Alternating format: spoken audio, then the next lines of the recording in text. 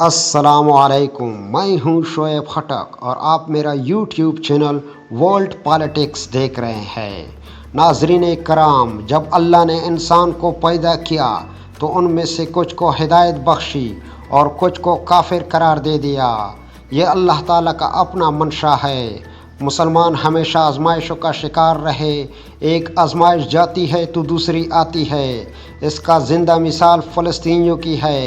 1948 سے اسرائیل نے فلسطین پر غاصبانہ قبضہ کیا ہے۔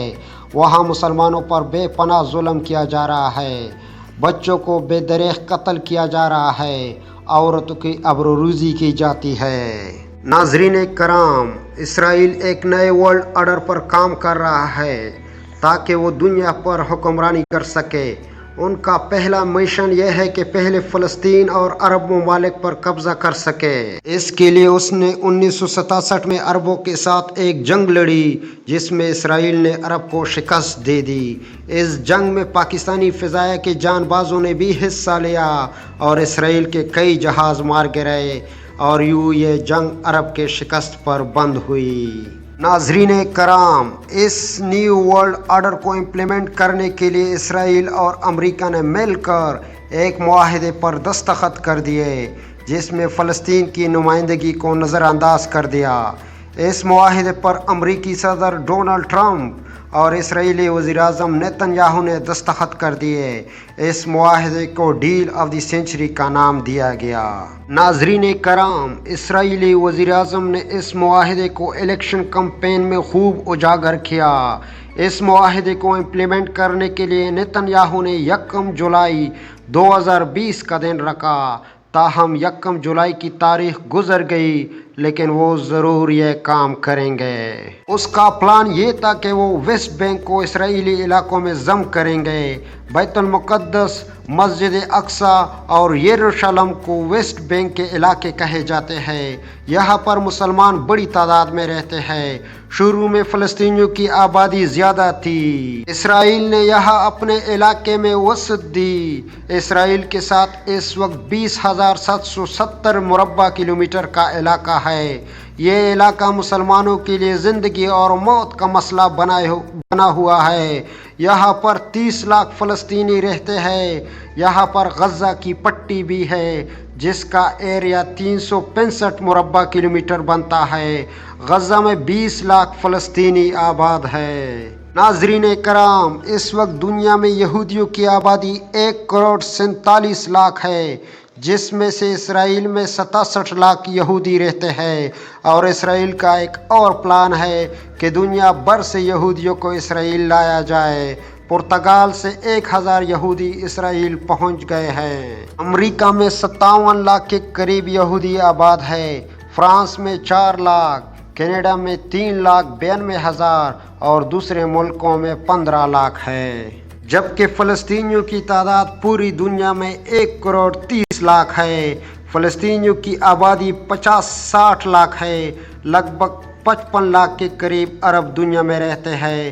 7 لاکھ دنیا بھر میں پھیلے ہوئے ہیں۔ ناظرین کرام، اس وقت اسرائیل کا پلان یہ ہے کہ ویسٹ بینک کا جو علاقہ ہے جس کے اوپر نیتن یاہو نے الیکشن لڑا تھا، جس کے اوپر یہودیوں نے ڈونلڈ ٹرمپ کو صدر بنایا تھا، جہاں پر مقدس ترین مقامات ہیں، ان علاقوں کو اسرائیل کا حصہ بنا کر قانونی حیثیت دینا تھا، جس کو اب وہ عملی جامہ پہنانے جا رہے ہیں۔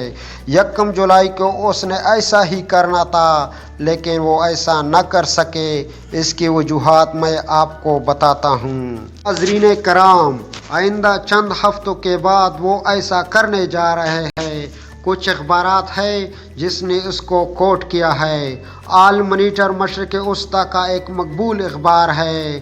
اس نے لکھا ہے کہ آئندہ چند ہفتوں میں ڈونلڈ ٹرمپ اور نیتن یاہو کا جو پلان ہے وہ مکمل ہو جائے گا اور ویسٹ بینک اسرائیل کا حصہ بن جائے گا۔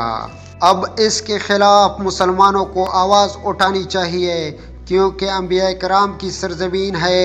یہ بڑی مقدس جگہ ہے جہاں پر چھپے چھپے پر بہت ساری نشانیاں ہیں، حتیٰ کہ اسرائیل ایک دیوار بنا رہا ہے جس کو وہ سپریشن وال کہتے ہیں۔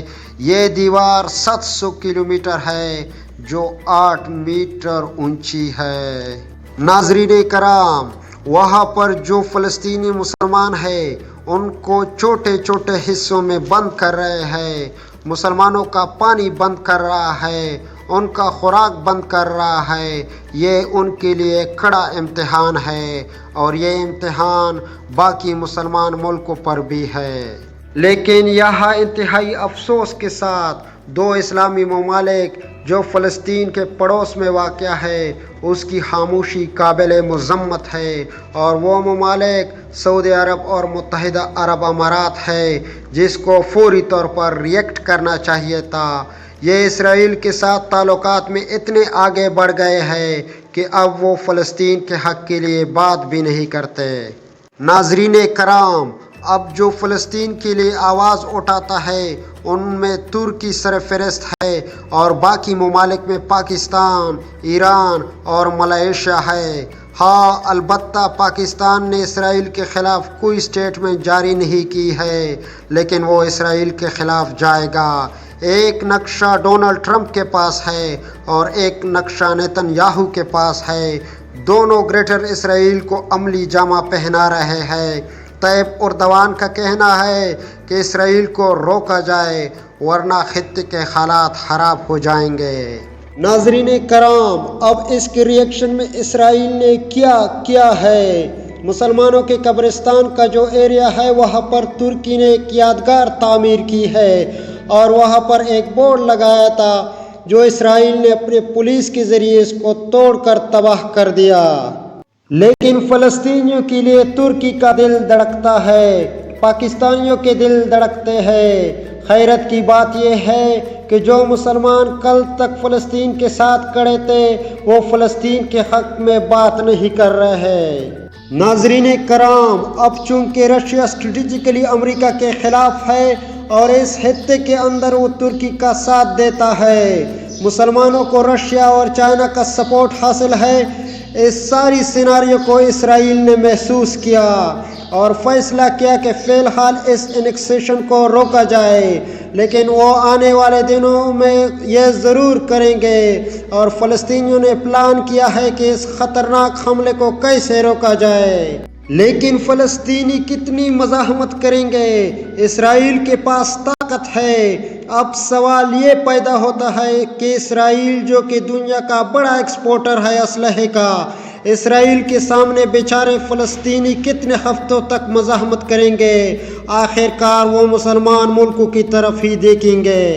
نبی کریم صلی اللہ علیہ وسلم کی جو حدیث ہے ان کی نشانیاں پوری ہوتی جا رہی ہے۔ عیسائیوں کا یہ ماننا ہے کہ جب یہودی ہیکل سلیمانی کو تعمیر کر لیں گے ان کو فوری سپورٹ دینی چاہیے، تو اسی دوران عیسیٰ علیہ السلام آئیں گے۔ ناظرین کرام، یہودی نبی علیہ السلام کے احادیث کو سامنے رکھتے ہوئے پلاننگ کر رہے ہیں، لیکن مسلمان غفلت میں پڑے ہوئے ہیں۔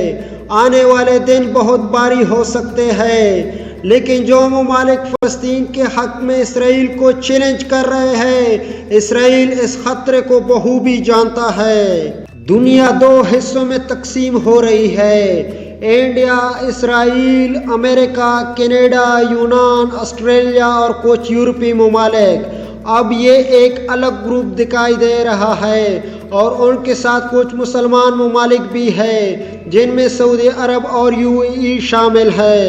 ناظرین کرام، جو دوسرا گروپ ہے اس میں ترکی، Pakistan, Iran, Malaysia, Indonesia, China, Russia اور کچھ مڈل ایسٹ کے ممالک شامل ہیں۔ عراق کیسے کھڑا ہوگا؟ لیبیا کیسے کھڑا ہوگا؟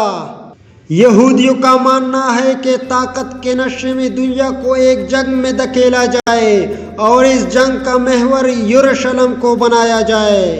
ناظرین کرام، آپ کو یاد ہوگا ڈونلڈ ٹرمپ نے یروشلم کو تسلیم کیا۔ دنیا کا کوئی ملک ایسا نہیں تھا جس نے یروشلم کو اسرائیل کا حصہ تسلیم کیا ہو۔ اس کو ٹیکنیکلی سمجھیے کہ جب وہ ویسٹ بینک کو اپنا حصہ بنا لے گا اور دنیا کو مجبور کرے گا کہ وہ اس کو تسلیم کرے، اس کے بعد مسلمانوں میں قہر دوڑے گا۔ حالات ایسے پیدا کیے جائیں گے کہ مسلمان ملکوں کے اندر ریئیکشن آئے گا۔ میرے پیارے مسلمانوں، عرب کے حکمران غافل ہو سکتے ہیں لیکن وہاں کے مسلمان تو نہیں ہو سکتے۔ ایک وقت آئے گا ان کی غفلت بھی دور ہو جائے گی، ان کو بھی اپنے بھائیوں کا خون نظر آئے گا، ان کو بھی لڑنا پڑے گا۔ پاکستانی، ترکوں اور ایرانی بھی اپنی بھائیوں کی مدد کے لیے پہنچیں گے۔ ناظرین کرام، ان حالات میں پاکستان بھارت پر حملہ آور ہو جائے گا اور بھارت کو شکست فاش سے دوچار کرے گا۔ نبی کریم صلی اللہ علیہ وسلم کا ارشاد ہے جس کا مفہوم یہ ہے کہ ہند سے ایک گروہ آئے گا جو بیت المقدس کو آزاد کرے گا۔ اس گروہ کے ساتھ اللہ تعالیٰ کا براہ راست مدد حاصل ہوگا۔ اب تک کے لیے اتنا ہی کافی ہے۔ اگر آپ نے میرے چینل کو سبسکرائب نہیں کیا تو ابھی سبسکرائب کریں، لائک کریں اور دوستوں کے ساتھ شیئر کریں۔ اللہ اسلام اور پاکستان کا حامی و ناصر ہو۔